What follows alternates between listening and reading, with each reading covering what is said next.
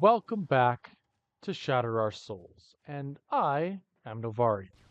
Now, today I wanted to start this off by mentioning somebody who has been part of this in some capacity for a long time. This individual has been constantly putting in comments and really putting me on my toes where it comes to actually thinking about this franchise as a whole. So, I would like to dedicate today's video to the Crazed Lagger.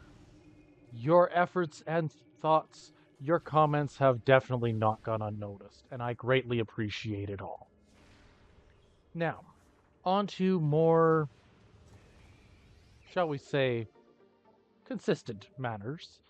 Today, we are finishing off the Metroid Prime 1 videos, or mini-series, shall we say.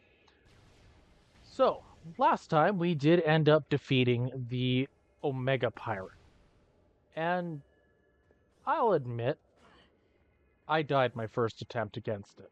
I didn't have enough DPS to go against it for any length of time, and as a result, kind of fell flat on my face my first attempt at it on Hypermode.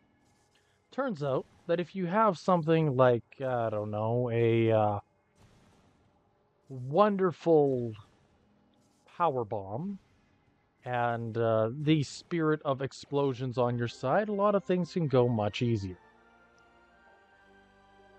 While we're on the topic of finishing off, that happened to be the final, well, final in quotations, um, of the artifacts to hunt down. Now, the artifact hunt is something that is both, in my opinion, it grew on me over time, but I can definitely see how it would take people out of the experience. I look at it like a lock and key, and that the Chozo opted to use it as a means of protecting themselves and their planet from the. It's a lock and key that prevents the spread of Phazon from the getting worse than it already was. However, this lock and key system, while great in theory, in practice didn't hold up. They were unable to actually maintain a proper hold on it as far as preventing the Phazon from leaching into the surroundings. But there's a little bit more to it than that, because they created 12 keys. Approximately 5 of them ended up in the hands of the space pirates. Therefore, it is safe to say that while the keys were designed and meant for someone, well, meant for Samus specifically to access them, they never actually prevented. Their job at preventing the spread could have easily gone the other way if the pirates had been more diligent in their search. That's how I want to word this.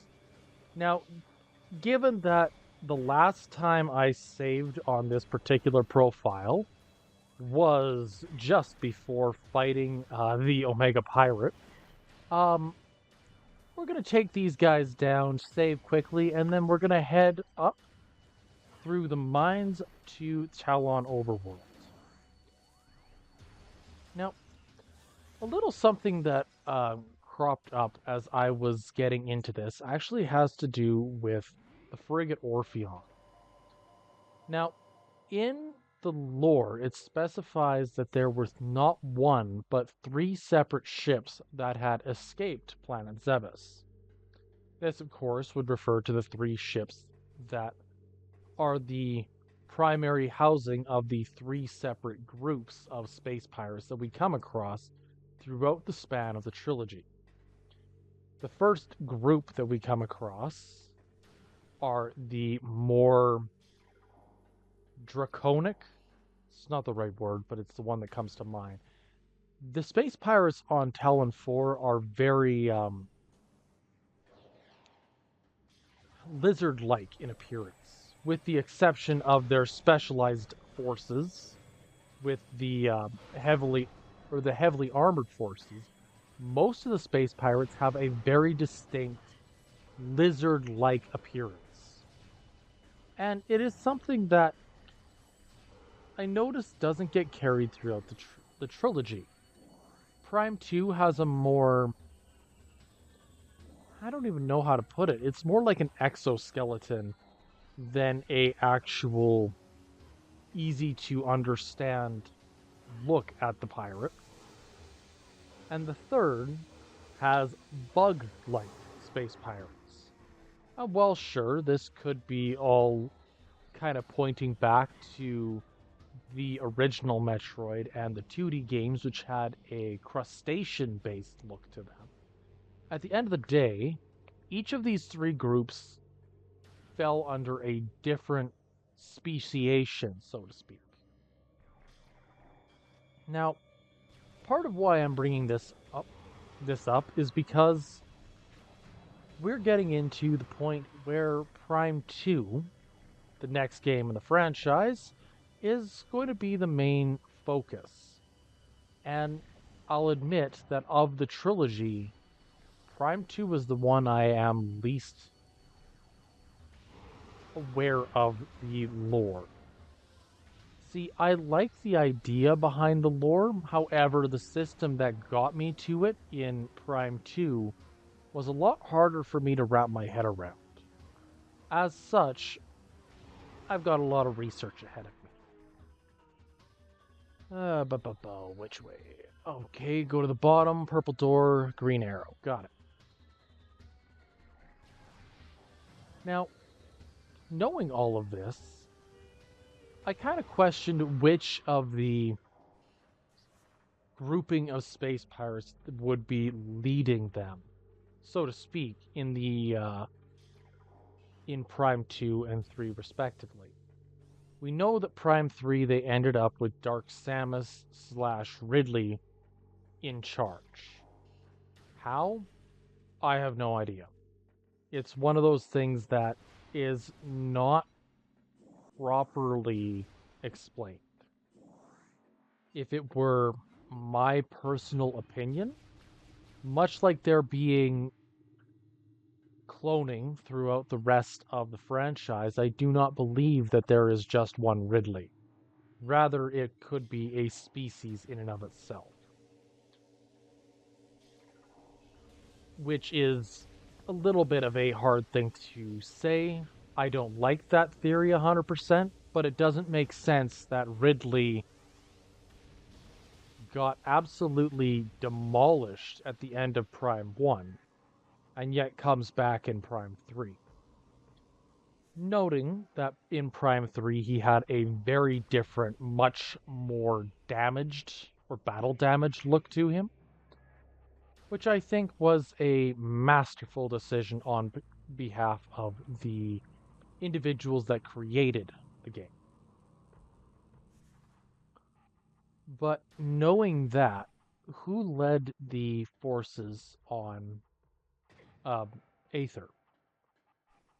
By and large, I believe that what ended up leading them on Aether was primarily just a basic guard group, like a batch of researchers, if you will, that all worked together on that planet and tried to just make the best of a bad situation. This is my expectation at the very least.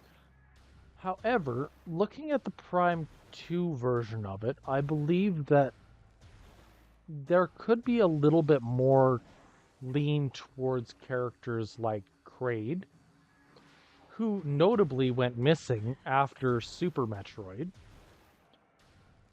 and was absent between 1 and Super. There was, in the original programming of the game for Metroid Prime, designs for Meta Kraid to come into to come into the game in some capacity, although he never actually made it to the final cut. It would be something very interesting, in my opinion, to actually have seen this boss, because in a lot of games, especially of this era, there seemed to be a lot of great ideas that were left on the cutting room floor. And truth be told, it's a little disappointing. Partially because if they did what they could have done, a lot of games would be much more or much larger than they were.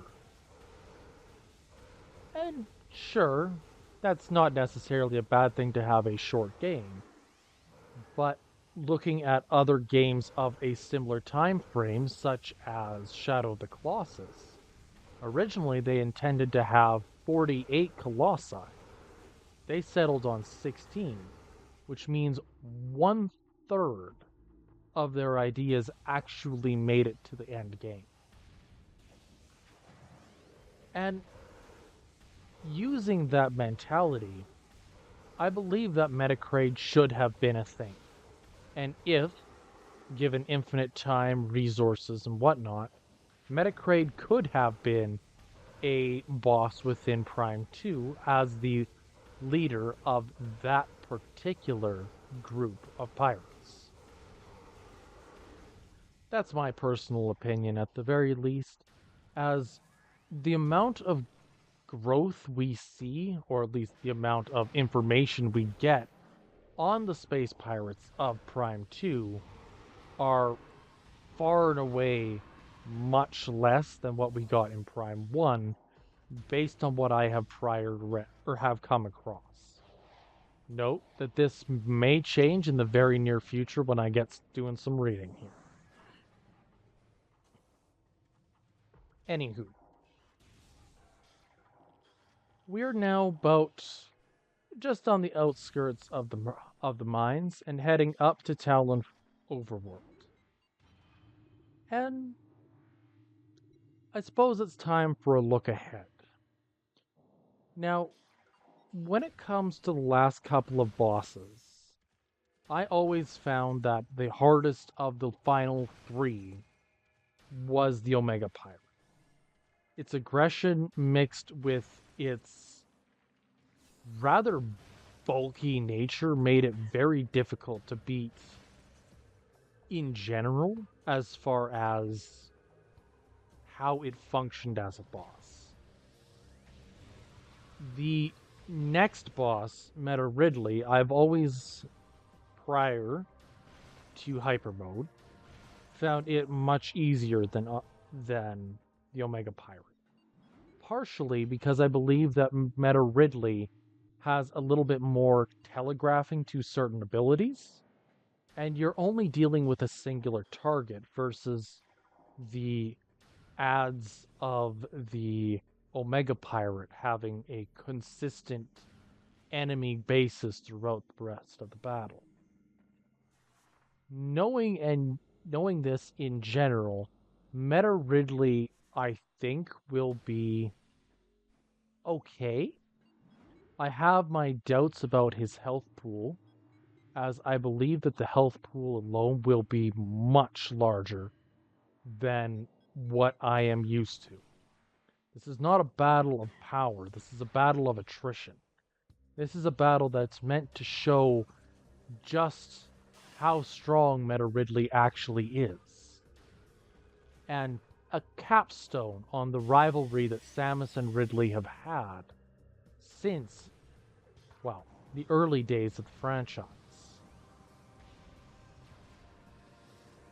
And if I'm being honest, the battle with Meta Ridley in Metroid Prime is my favorite battle with Meta Ridley in the franchise.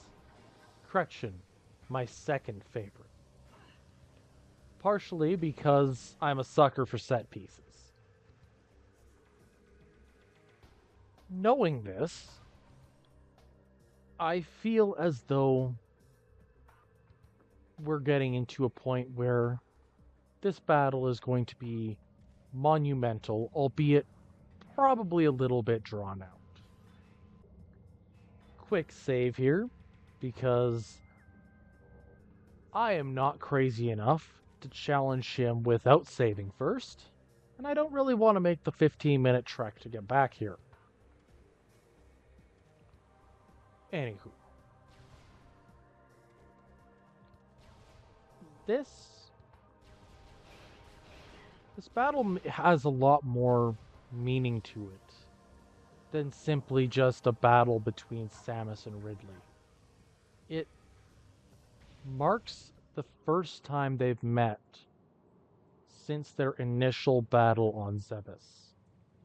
And while Zebes did have a battle that Ridley failed, this version, this battle, Ridley is able to show itself as a powerhouse, show how much has changed.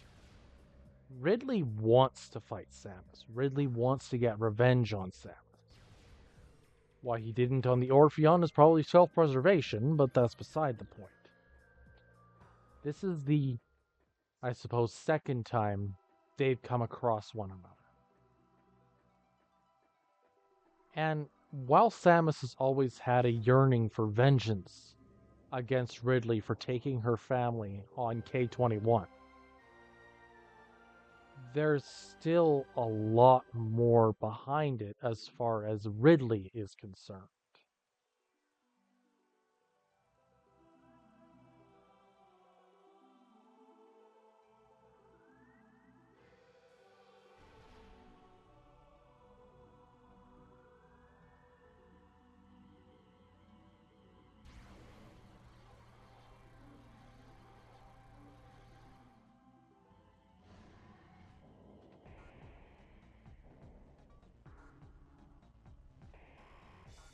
Ridley is out for revenge. And it shows in his eyes, in his ferocity, his anger. And so I believe that if there was any version of Ridley that was the capstone of what to expect from this character, this creature, this is what should be seen as an idea of its strength. This battle, Samus and Ridley are on even terms, at least based on my experience of it. Ridley has the long-range attacks that far outdo Samus's. It has the core of its body, or its chest, acting as both a weak point and a source of strength. Oh, yep, he's gone. The biggest negative to this battle is whenever Ridley decides that he doesn't want to fight anymore. And just drops a whole bunch of bombs on you. Because, yeah, it's never fun. Anywho, between them you have the dragon, Ridley, and the hunter. The pair of them have had a feud for 2 to 5 years now, technically. And so this battle really shows how far ahead Samus was in that initial battle, but also how much Ridley is willing to give in order to achieve the goal of defeating Samus.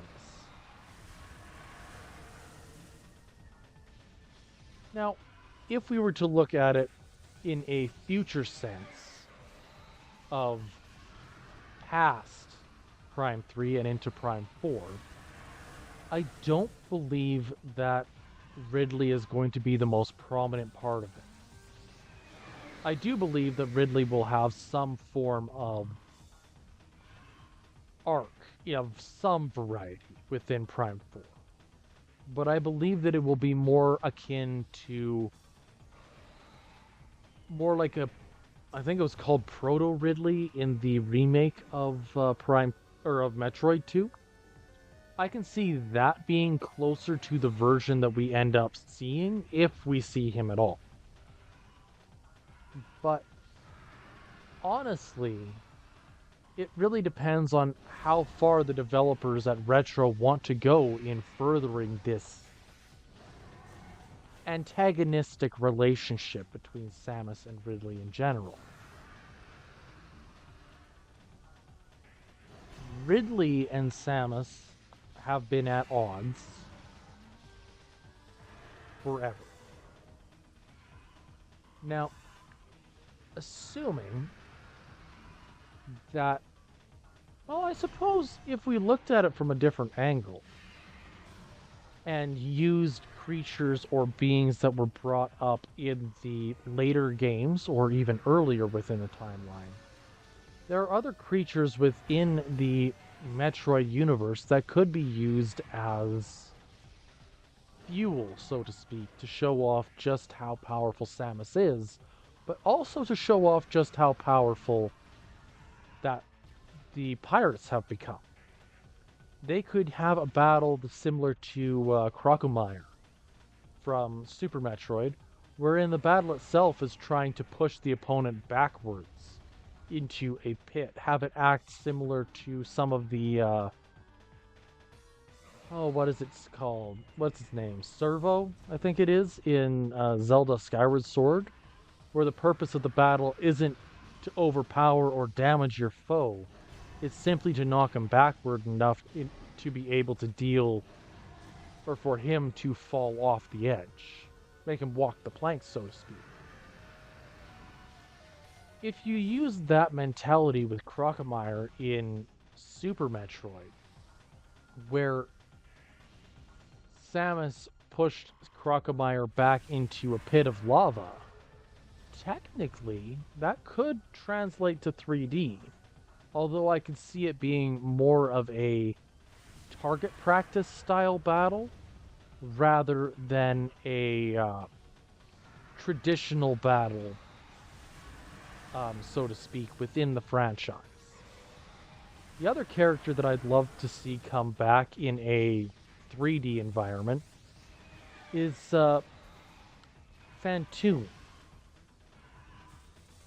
Phantoon is a absolutely massive, spectral being that showed up on the wrecked ship in Super Metroid.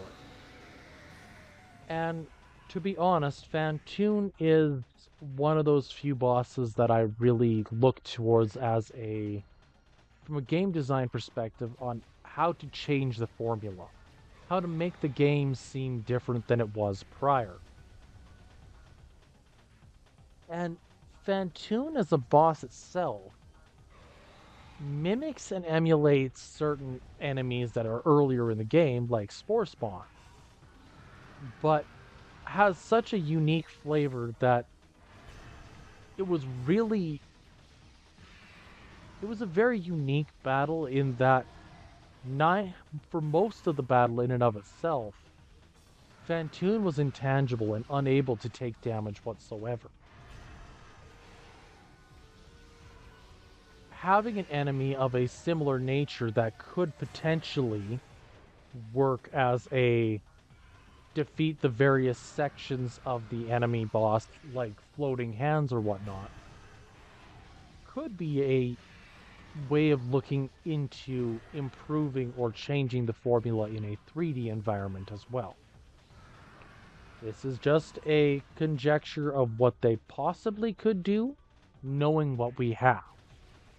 Not this is what they're going to have, because I don't know Retro. I'd love to say I knew enough about how they do things and what their plans were to say, haha, this is their boss. Nah, I have no idea.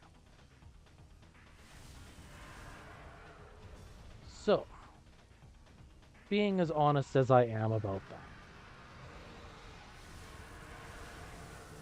I suppose there is two other major things that crop up. First and foremost is, I suppose, saying goodbye to Talon 4. Now, Talon 4 is kind of an odd planet, so to speak. Full of life, but the damage of Phazon has already been done. Samus doesn't sit here for another 100 years trying to fix the planet. The fact of the matter is that most of the species, such as the plated beetle and whatnot, have some form of Phazon radiation that has changed their DNA to its core.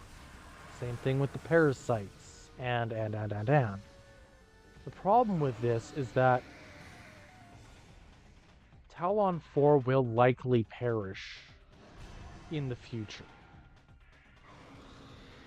Or rather, the Talon 4 that we know will not exist in its current state for a very long span of time. Okay, and now it is time for the part of Meta Ridley that always bugs me. Meta Ridley has its... how do I put it? It's aggressive.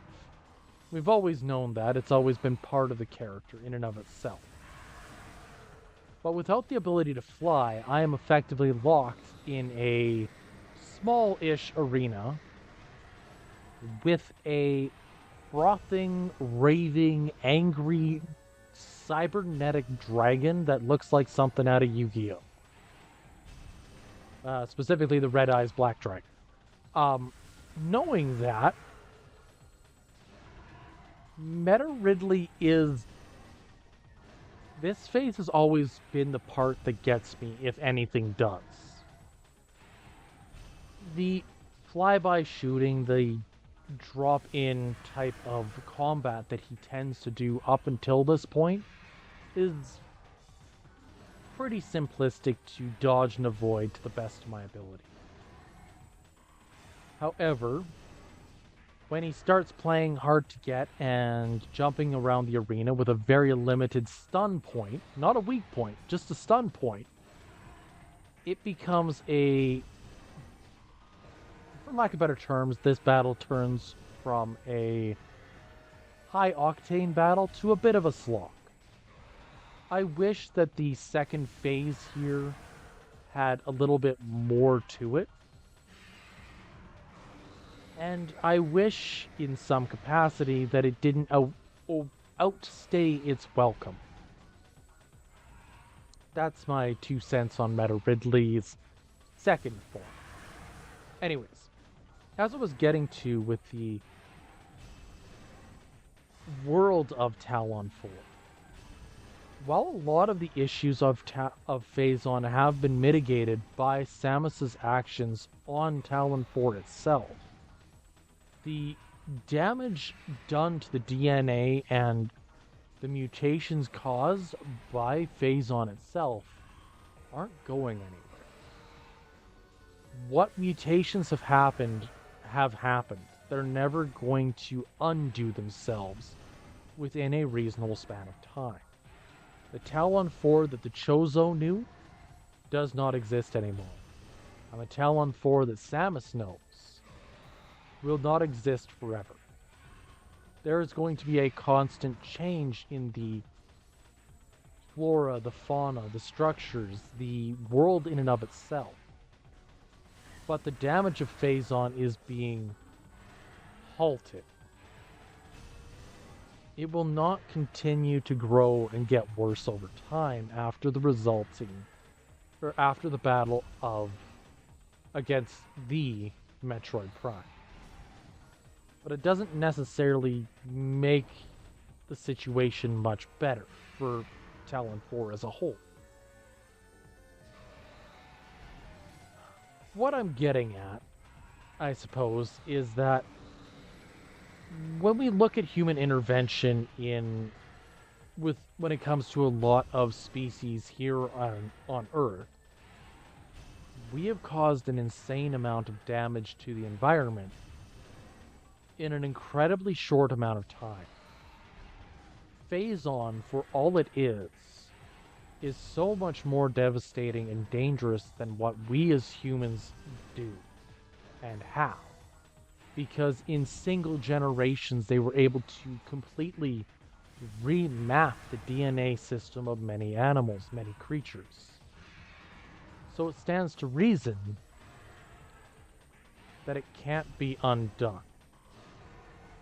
only halted or slowed down. With the defeat of Metroid Prime, the environments on Talon 4 have to find equilibrium. But that's a very hard thing to ask when the world itself has gone through such a dramatic change in the span of 50 years, roughly speaking. Okay. So, Ridley's chess piece broke. With that, Ridley is now far more angry, far more aggressive, and much more prone to charging. Unfortunately, because he's more prone to charging, he also deals more damage in a shorter span of time. Aggression is key when we're dealing with this. Also, small note, Meta Ridley is that much more powerful than basically everything we've ever known in the Metroid universe, because Meta Ridley is one of the few enemies in Metroid Prime that is not Phazon infused. It is just that powerful. Mind you, technologically enhanced, but not Phazon enhanced. So, props to Ridley for that.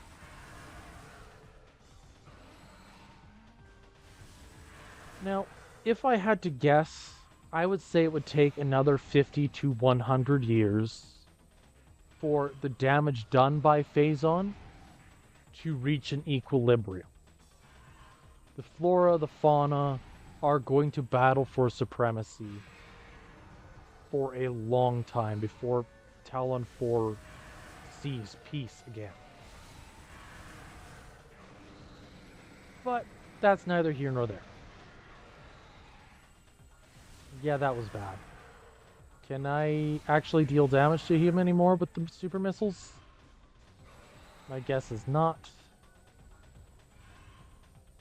Also, I'm surprised that he doesn't use his tail as much as I think he should. Though that might be recency bias showing, because Meta Ridley is by far my favorite heavyweight in the new Smash Bros. Anywho.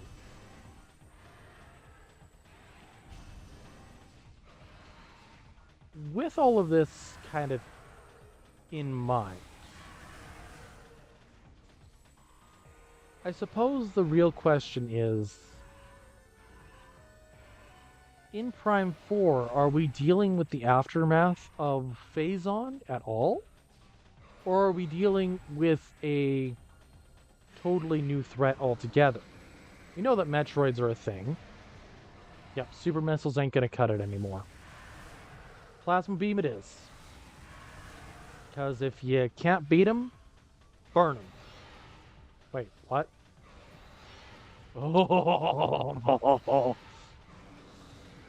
Oh, we just found Meta Ridley's weakness. You are officially a fried chicken.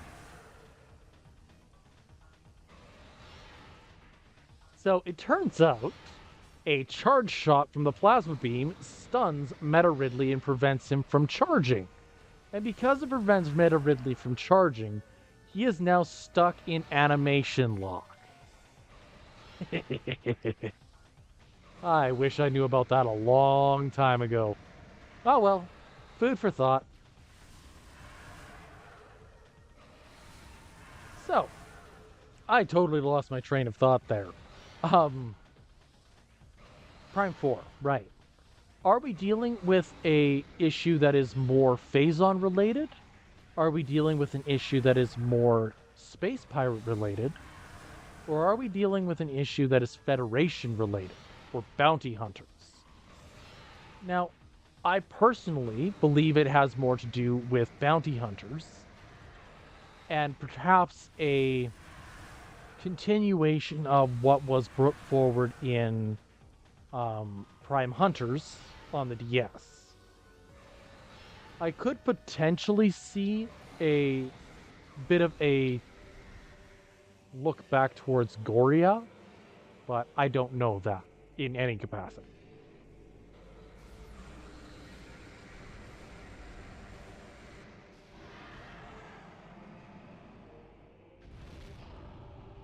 Well, that took them a lot longer to get involved than I would have liked.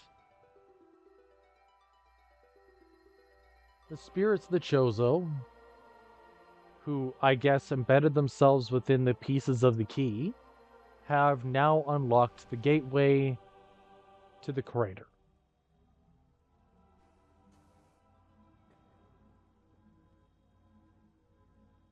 I have a love-hate relationship with the crater. Its very identity is one of my favorite. The cell-like structure, the bone protrusion, the teeth, the damage and mutation of this area sets it up to be one of the most potent and dangerous locations in the entire Metroid universe. And yet, it doesn't really have all that much in terms of overarching significance outside of a single battle. I dislike this location because it gave me one of my favorite aesthetics in the entire franchise, and they didn't give me more of it. Okay, and we are officially at a point where the Metroids have evolved. Now, the new variety of Metroid are called fission Metroids, not to be confused with fusion. Fission, or nuclear fission, is the idea of using energy by bombarding something with by bombarding unstable elements with electrons. They are able to create new energy from it. Fission Metroids fit that.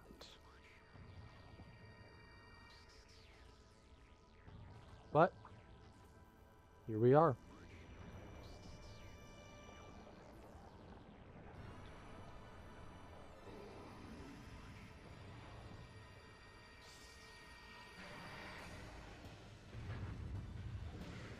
The Metroid Prime.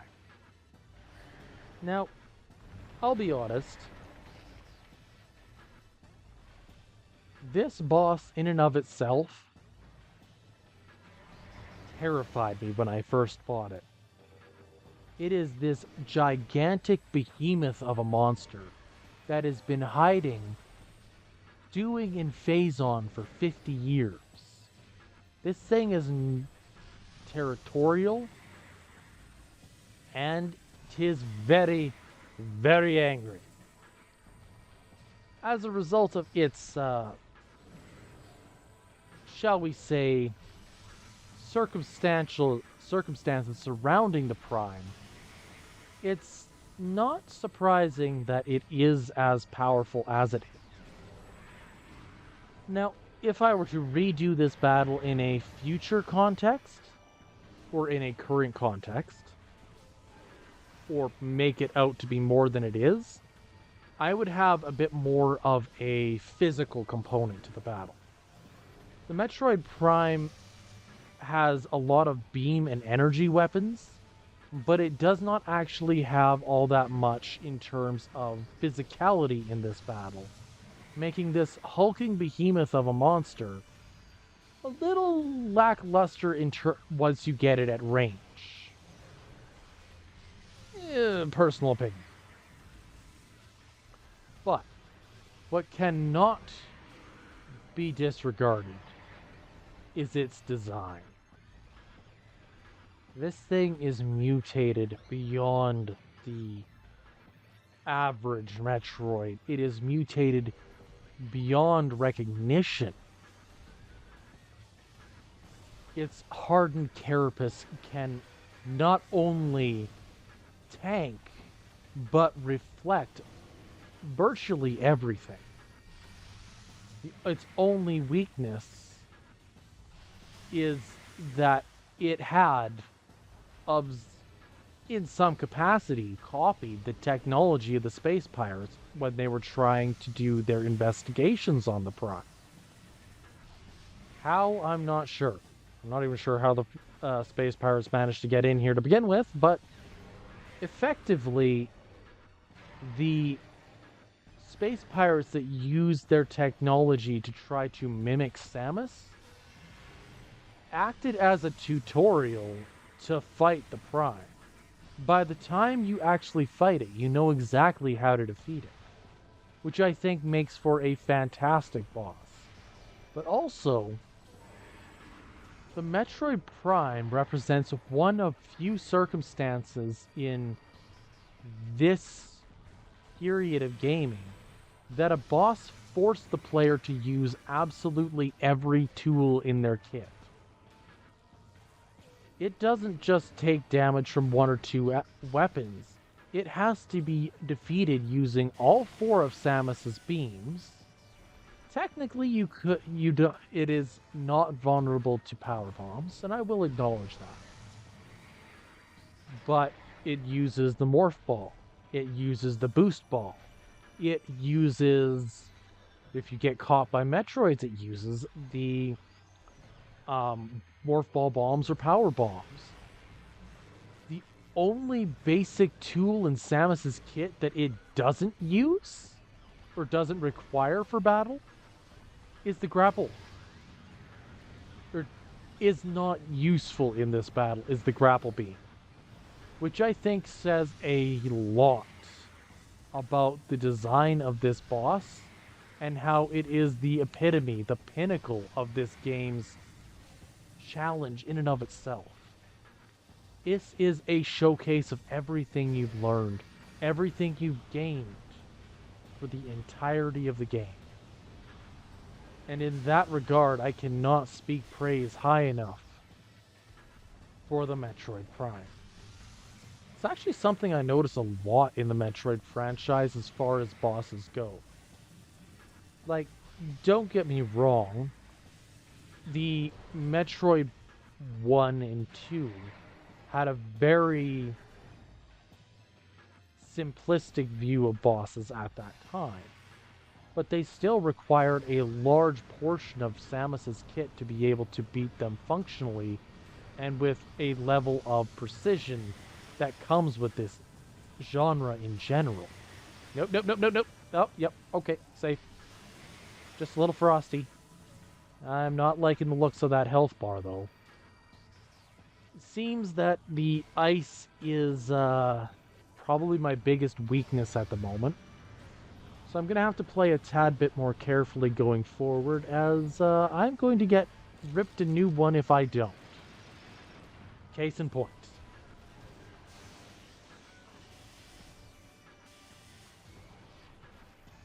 Now, one thing that I wish I got more of was a story of how the world in and of itself exists in the current era. And I would like lore in future games showing how Metroid Prime's Talon 4 changed and evolved over time after Phazon was eradicated from its service. That's my personal desire. Okay, I'm getting a little bit of a leg up on the Prime again, so I think I'm okay for now. Also, that jaw. Like, Prime wanted to, Prime could easily eat Samus and just, chomp down and poof, it's gone. Ugh. That would be a terrifying circumstance. But,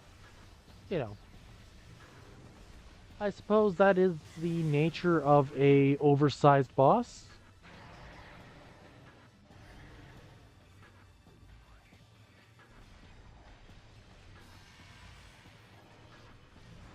So, what are your personal thoughts on the Metroid Prime in and of itself? Do you think it's a boss that did a good job of showcasing the game in and of itself? Do you think it was a capstone to a great game, or do you think that it was mildly disappointing? I can't sing enough praise to this game as far as its battles and boss compositions are. This game is immaculate in my opinion. But I am also a individual who has had Metroid as a special interest for over a decade. This is what I love. This is what I enjoy. So I have a hard time actually being properly critical of this particular genre and this particular franchise. Find that with a lot of space age games, to be honest. Maybe something I'm going to have to look into in the future. That's totally not a spoiler warning, by the way.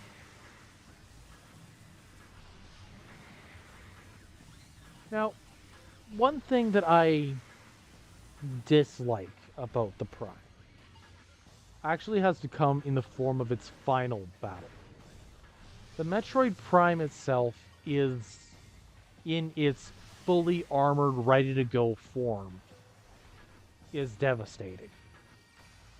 The core of the Metroid Prime is not what I would like to see. It had more potential than I believe the creators gave it. Which is a shame because it is already a fantastic boss going to that point. And I feel like the Metroid Prime core acted more as almost like a victory lap. And while it is good to give your players a power trip every now and again, we know that isn't a bad thing by how people sing praise in the name of Super Metroid. The reality of it is that final bosses that act as a power trip really leave a little bit to be desired, in my opinion. They lack the challenge that I believe could be evident in a lot of these games. And as a result of lacking that innate challenge that makes them unique, also ends up making the final battle kind of lose some of its meaning. I am of the mindset that if the final battle doesn't test you, then it has to have significance elsewhere. Luckily, the Metroid Prime does. Much more than I actually initially expected. Now, we all know at this point the game is 20 years old. The Metroid Prime strips Samus of the power of Phazon that is within the Phazon suit. Now, I mentioned last time that I kind of was curious whether or not there would be any lasting or detrimental effects on Samus given long-term use of this. But the situation with the Metroid Prime is that after Samus absolutely lays the Prime to waste, demolishes it with every single ability, tool, you name it, in Samus's kit, it still comes back to fight another day in the form of Dark Samus. The Metroid Prime itself is invulnerable to all weaponry, or all conventional weaponry. And this is kind of the first major issue that comes up. Because the Prime is vulnerable to basically nothing, it means that Samus has to use whatever happens to be in her way to defeat it. This happens to be in the form of that lovely little blue puddle. Now, I personally think that this is a unique way of going about it. Use the enemy's power against it to truly demolish it. And it feels good to do so. But from a technical standpoint, this battle is effectively playing hopscotch, for lack of better terminology. The Prime will shift from one phase to the next. Samus jumps over a couple of hurdles, fights a couple Metroids, and then absolutely obliterates the Prime with its own strength, in a similar vein to what happened to Mother Brain in Super Metroid, where Samus gains the power of the Hyper Beam, or Hypermode if you will, and absolutely demolishes the final boss of the game. This power trip idea has existed for a long time, and is a staple within this franchise. More than it being a staple within the franchise, it is also a staple within gaming in general. You can look at numerous other games that have this kind of dynamic. You could look at games like Fable 2, where the boss itself, once you found his weakness, fell like a deck of cards.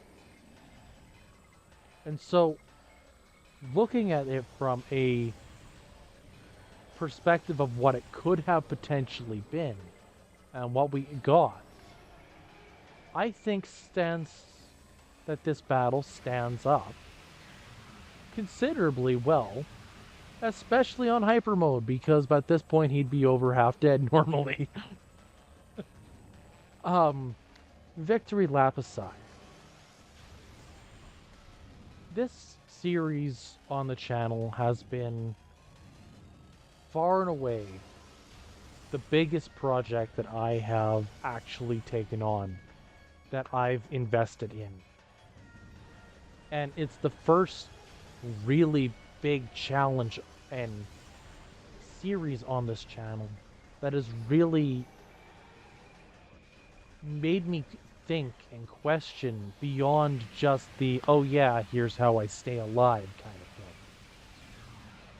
So, in that regard, despite this probably being one of, if not the easiest challenges on this entire channel, I argue that it is also the one that defines this channel the most. And I wanted to thank the viewers for tuning in for the last, 3 months.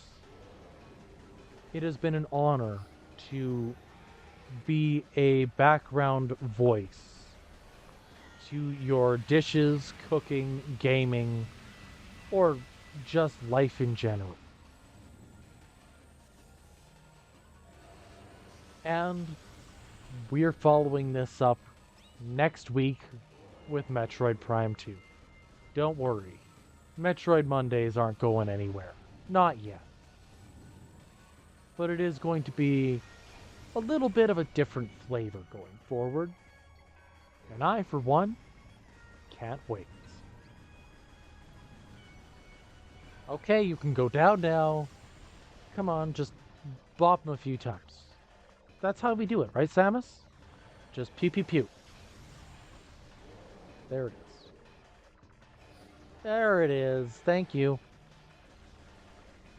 You know, I never really considered it, but the Metroid hatchers evolving that harder exoskeleton might actually hint more towards their growth and change over time due to phase-on radiation. It's not really something I've really paid enough attention to point a finger at and say this is what it is, but it is possible. I like when possibilities pop up.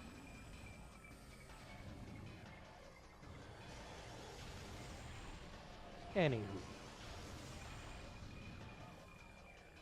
tell me what you think in the comments below. Leave a comment of any future challenges that you would like to see. While I do have a backlog of games and challenges in mind, I'd love to hear from everyone. Who knows, by the time this is out, maybe, just maybe, we may have some new ways to look at this series.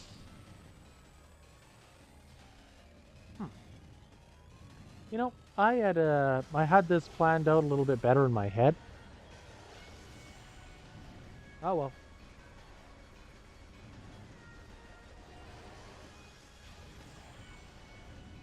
I can't help but notice similarities between the core of the Metroid Prime, specifically its unstable form, and that of the X Parasite in the in Fusion and in Metroid Dread.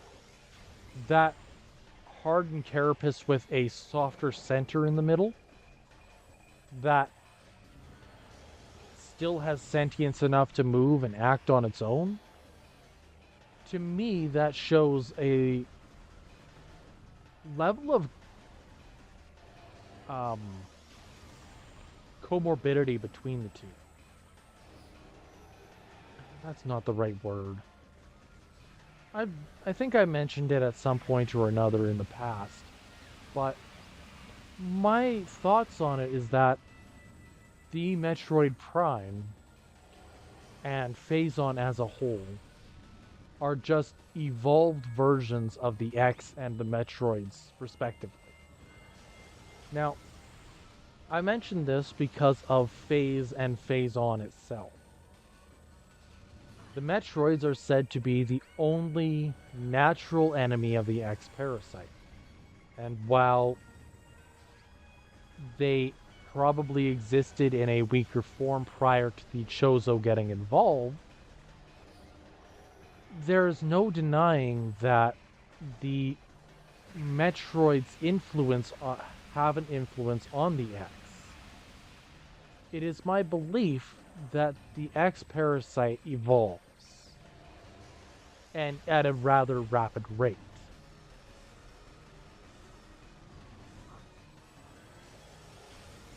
And that because it evolves at such a rapid rate, it is expected in some capacity that they would try to evolve to remove their natural predator. It's not easy to do that when your natural predator feeds effectively on energy in and of itself. Radiation, electricity, sugar, everything that makes a living being survive, Metroids thrive on. So it had to be something that the X could weaponize to make the Metroids dependent on the X. And I believe that the Metroid Prime became part of that. Unfortunately, the X, in doing so, had to forego some of what made it unique. I don't know that this is a theory and has a lot of holes in it, like the fact that the Metroid Prime is a Metroid, not a X Parasite, but the similarities between A and B are notable enough that I can't help but wonder. And I think that's the beauty of this franchise. In many ways, while the franchise itself says an impressive amount about its world, its history, it also says shockingly little, leaving much of the world's, its foundations, its future, and its past up to interpretation of the player.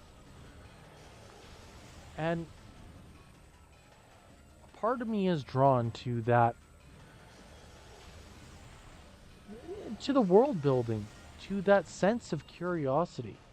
The fact that we will, unless future games say otherwise, we may never actually get a true answer to that. We may never get a true answer to how the Metroid Prime came into being, or how it was capable of replicating Samus's DNA to create Dark Samus. We simply don't. What we get instead is theory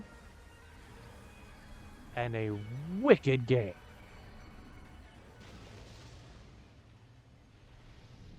Anywho, if you like what you see, drop a like, leave subscribe, and we'll catch you next time. Until then, I hope you have a good one.